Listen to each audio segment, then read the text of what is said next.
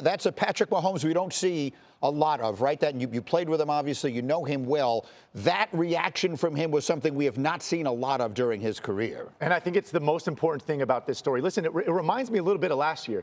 I got a chance to visit him last season. You know, they kept having all these drops. No receivers were stepping up or reliable. And we saw this same kind of body language on the field, frustration finally boiling over.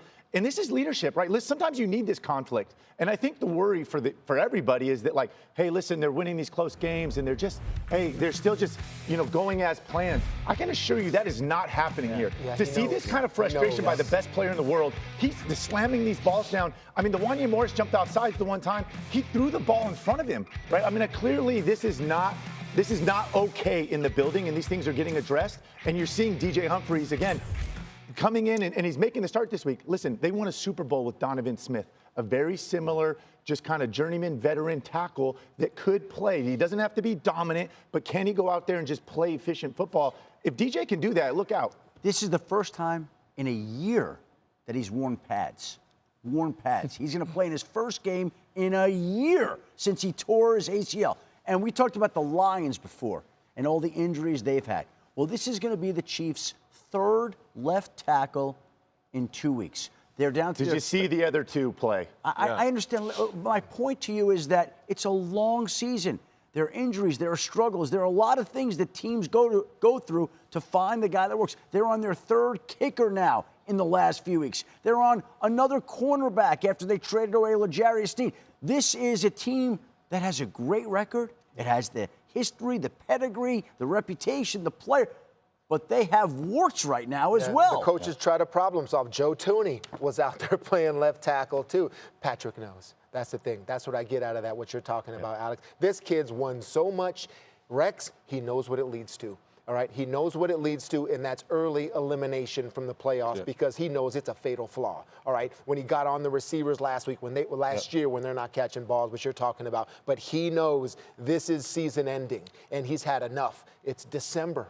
And I got enough. I mean, that's just straight leadership from a kid that showed us so much patience at the podium in terms of, we'll work on it, we'll work on it, we'll work on it. Now it's like he's dropping F-bombs on the sideline. All right, because then he wants everyone to hear, to let everyone know that I have had enough and this is going to end. Yeah, and it hasn't been good enough. And quite honestly, I mean, their record, you are what your record said. No, you're not. This is not an 11-1 football team. It's not. I mean, you can't rely on the fact you're going to get a last-second block field goal. I mean, it's great that you did, okay? Or you're going to have a team absolutely screw it up in the Raiders. Or you're going to play with Carolina, as one of the worst teams in the league, and they go into overtime. Like, come on. This team is not there.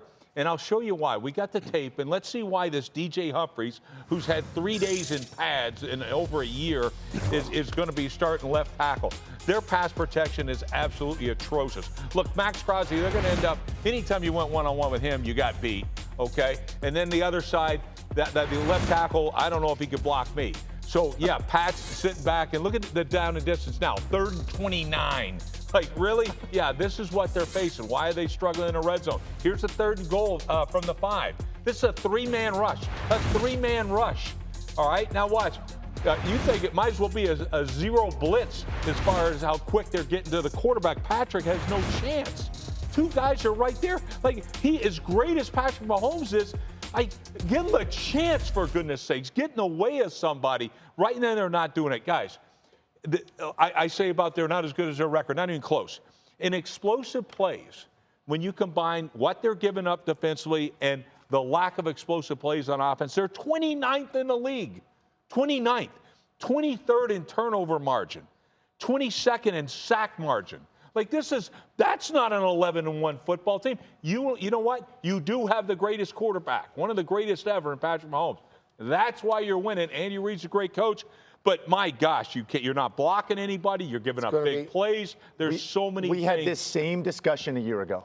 This exact same discussion. The wheels are coming up. They lost on Christmas Day to the Raiders, and the sky was falling on Kansas City. And all they did was go rattle off and win a second championship in a row. Again, I can assure you these things are getting addressed, and that's why this is such a big issue. Because if this kid can play at left tackle, it is a game changer for them. And I'll never underestimate Reed, Spagnuolo, Tobe on special teams in terms of problem solving and what they do to solve problems. If we got to go out and sign a guy so far they haven't fixed it.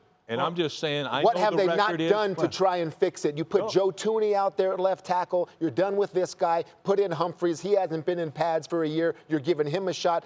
The next problem is this. All right, with this Watson corner going down, the corner opposite McDuffie. That's the corner. That's Josh Williams last week.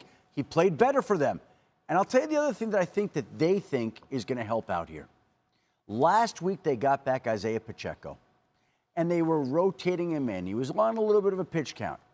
This week, I think Isaiah Pacheco is unleashed. Well, and that's how they won last year. So that helps too, the pass running the protection, ball. right? So will it To be have the more run run, game. play action, pass? You'll be watching today in terms of what are the solutions that they thought of. What did Andy Reid think? This is what we need to do now, because to get Humphreys in a game where you're just going to drop back pass and protect against Bosa and Mack, that's not going to happen. He gets Mack, yeah. It's going to be run. It's going to be play action, pass, and then they'll sneak in the drop back. I think there's solutions that are there that are already worked on. Andy played a former offensive tackle. He knows all too well the pressures of this. I think you're exactly right. Watch for the first 15. It's going to be a lot of run, misdirection, get this guy confident and get him going downhill. It's not going to be a lot of drop back on the dot like you showed with Kirk Cousins, you know? Yeah. They're going to move it around. I want to ask you the question this way because, look, Josh Allen has been brilliant for a long time. The Bills have been knocking on that door for a long time. Why should we believe, Alex, that this year is going to be different? For a couple reasons. One, they had a big overhaul this offseason, especially in the receiver room. Shakir's the only guy that came back. Everybody else was gone. Obviously, they traded Stephon Diggs.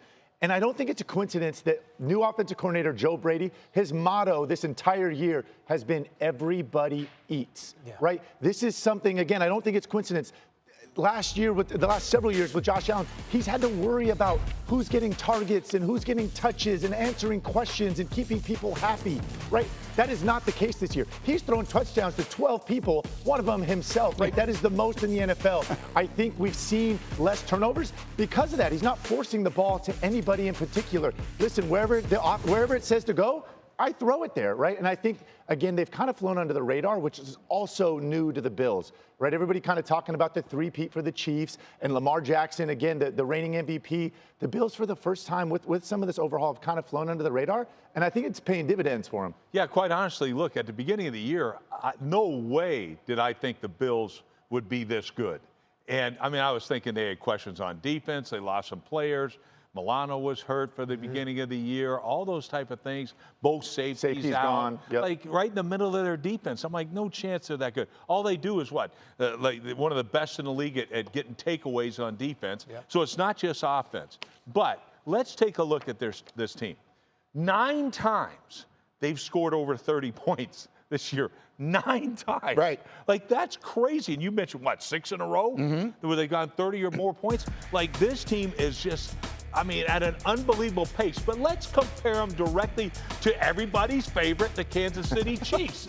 This is the records and all that. The Chiefs got an edge there. That's the only place. Because the point differential, 11th in the league for the Chiefs compared to Buffalo, they're second. Turnover differential, first in the league in Buffalo, 22nd for Kansas City. Look at the sack difference.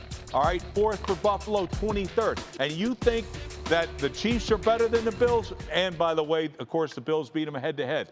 I don't. I think right now that, and especially this, guys, he's firing shots this way. He's firing shots. He is. No, I am. He is. Because, of course I am, because I'm sharing both of them. But you know what? The Chiefs better get that first place bye and be able to host that championship game. Because if not, you go to Buffalo, nobody in their right mind want to go to Buffalo. They did it last year. Teddy, can I read you? I know they did, but this is a different year. Your team's different and their team's different. Josh Allen is like his adoptive son, Yeah, okay, to be clear. So right, yeah. and who can disagree?